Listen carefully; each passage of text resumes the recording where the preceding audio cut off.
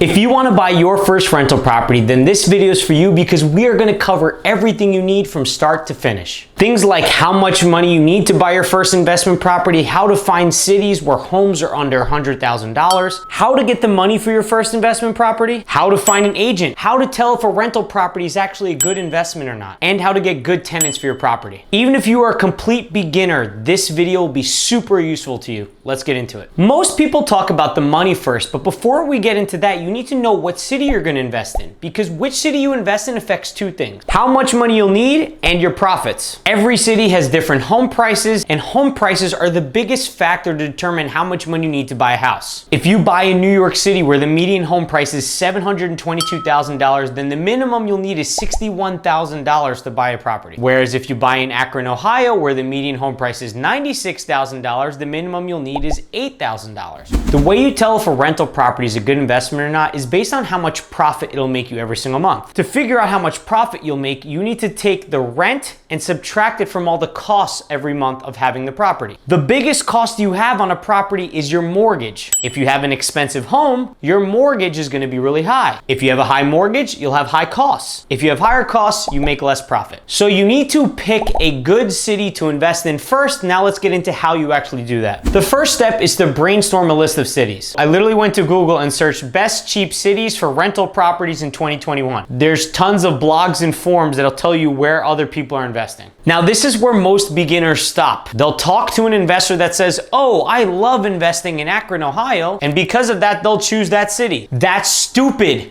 Don't do that. You must verify someone's opinion using data. Human beings are biased. Two investors can have two different experiences in the same city. One could be good, one could be bad. And depending on who you talk to, you may take that advice and run with it. Instead, let's use data. So what data? First up is crime rate. Crime's important because people want to live in a safe area. The safer the area, the higher the home price and the higher the rents. And you'll have better tenants, which will make your life easier. Second factor is unemployment rate. This represents the amount of people that don't have jobs in an area. If people don't have jobs, then they can't pay rent. So we want a lower unemployment rate in an area. Third factor, population growth. This is the percentage of people moving to or away from an area. The more people moving to, the better, because that means there'll be a higher demand for homes and rentals, which means home prices and rents will go up. Fourth, you want home prices. The higher the home price, the higher the mortgage, the higher the mortgage, the higher your costs. The higher your costs, the lower your profits. So we want lower home prices. Fifth are average rent prices. Remember, rent is your income on the property, so the higher your income, the more you'll have left over for profit. Sixth, you want property tax rates. These are the taxes you have to pay to the city for owning the property. The higher the taxes are, the less money you'll get to keep. So we want lower property tax. And last is landlord-friendly states. Each state has laws that'll determine how quickly you can evict someone or how long you can hold on to someone's security deposit for. You want to find a state where the laws back you up as the landlord. Once you've done this research for all of the cities, you need to compare each data point together. You want to pick the city with the best data points that's actually in your price point, something that you can afford. At the end of the step, you should walk away with the city that you're going to start investing in. Step 2 now is to focus on where will the money come from. Most people will be buying a house with a conventional loan, so it's at this point you should call up a bank or a lender and try to get a pre-approval letter. You'll tell them your situation, where you work, what your credit score is, what you have in savings, how long you've had your job, that kind of thing. They're gonna let you know if you qualify for a loan, what kinds of loans you qualify for, and how much you can qualify up to. At the end of the step, you'll walk away with a pre-approval letter that'll show that you can actually afford the house and you're a legitimate buyer. Now, this is super crucial because a lot of beginners don't do this and then they come off as inexperienced even more than they already were to agents and other people in the market. Now, what happens if you don't have a lot of savings or you don't have a good paying job or you don't have a good credit score? There's a few other options for you. They usually come with a little bit of a trade-off though. I'll explain. If you don't have 2 years of job income, you can use a non-recourse lender. This is where the lender or the person who gives out the loan bases your ability on getting the loan on the profitability of the house, not you and your ability to pay it back. If you don't have good credit, you can do something called seller financing, where the owner of the house actually holds the mortgage and you pay them every month. Or you can partner with a friend or family member that has good good credit and have them be a cosigner. If you're struggling with money for the down payment, you can do an owner-occupied loan like an FHA or a VA or a USDA loan where you could put as little as 0 to 3.5% down on the property. But you have to live in the property for 1 year minimum. Now, a lot of you may get stuck at the step because you think you have to go the conventional route. But as long as you're okay with doing a trade-off or two, you can really get started sooner with some of these other loan options. This way you can choose one that you can actually qualify for, get started investing instead of waiting on the sidelines. Okay, once you have the pre-approval letter, step 3 is to go to Zillow and find an agent. You can find an agent on Zillow's best agent list, or you can go to biggerpockets.com to check some of their recommended lenders in that area. You want an agent that understands how investing works and the numbers behind it, someone that responds quickly and someone that knows the market very well. You're gonna call them and ask them about the area. Tell them you're investing and you're looking for a good rental property. Ask them to set up automated listings for you. This way, as soon as a property becomes available for sale, you will get an email notification for it. The next step is to start analyzing all the properties that come into your inbox. Your goal is to see if the property will be profitable. There's 2 metrics we're looking for: cash flow and cash on cash return on investment. Cash flow is just the passive income you'll make on a rental property. The formula is just income minus expenses. The income is usually just from rental income, but sometimes it can come from a Coinbase washer and dryer, storage income, or parking income on the property. The expenses, on the other hand, are things like your monthly mortgage payment, your property taxes, your insurance, PMI if you would put less than 20% down, HOA fees, utility bills like water, sewer, gas, electric, heat, lawn, snow removal, property management, and also putting money to the side in case if something goes wrong. In my case, I save about 5% of the rent every month for a vacancy in case if someone doesn't live there. I save 8% for repairs in case if something breaks down, and 8% for capital improvements. These are just big fixes that actually increase the value of the home, like redoing the driveway or siding. Quick side note, you might not have all of the numbers with 100% accuracy to start, but that's okay. Your first time through, you're gonna be making some assumptions on the income and the cost on the property. But how will you know if buying this property is gonna be better than investing in crypto or the S&P 500? That's where cash on cash return on investment comes in. It helps determine which investment is best for profits based on how much money you put in. The formula for this is your first year's profit divided by your down payment and closing costs on the property. For example, if you made $2,000 in profit in your first year and it costed you $10,000 for your down payment and closing costs, that's $2,000 divided by $10,000. That means you would have made a 20% return on investment. The S&P 500 gives you a 10% return, so it would have been better for you to buy the real estate than the S&P 500. Now, you're gonna repeat this process of cash flow and cash on cash return analyzing for every property you look at. This is how you get good at it. It took me 200 properties that I analyzed day in and day out before I got my first property. But don't worry, you don't have to do it by hand. You can use a calculator like mine. I can leave the link in the description. Once you analyze a property and from your initial numbers it seems good, then you gotta go see the property, either in person or through FaceTime. Remember, initially we made some assumptions about the income and the costs. When we go to the property, we wanna verify to see if these are true or false, and then we'll update our calculations. So when you're at the property, you wanna verify things like the rent and the costs with the agent or the seller if they're there. You wanna look for any extra bedrooms or any space that can be turned into extra bedrooms or bathrooms. You also want to look for any repairs that you'll need to fix before you actually get the thing rented. Side note, if you don't have a contractor, the best person to get a contractor recommendation from is your agent, especially if they work with investors. And the contractor will help you accurately determine what is needed in terms of cost for repair. Once you've seen the property, it's time to go home and update your calculations based on the information you learned being at the property. It's time for you to decide if you should be putting in an offer. If you like the location of the property in the city and it has a good cash flow and good cash on cash return, I would put an offer in. I know you might be scared. I used to be scared about putting offers in on properties because I was scared what happens if I fail. Just remember, if you're at this point and you've done the analysis over and over and over again, you have to be able to trust in your abilities. You can double check your work, verify your numbers with an agent, or ask a local investor to run the numbers with you. The agent will write the offer for you, but just make sure you have a financing contingency and an inspection contingency to protect you in case if something goes wrong or if you can't get the mortgage. And you might not get this one property. You might have to make a bunch of offers. I had to make 9 before I got my first one. Once you get the offer, you're finally under contract, but you're not done yet. Under contract just means that no one else can buy the property as long as you and the buyer both fulfill both sides of your agreement to the offer. The first thing you need to do is get an inspection on the property. Your agent should have a few good recommendations for an inspector.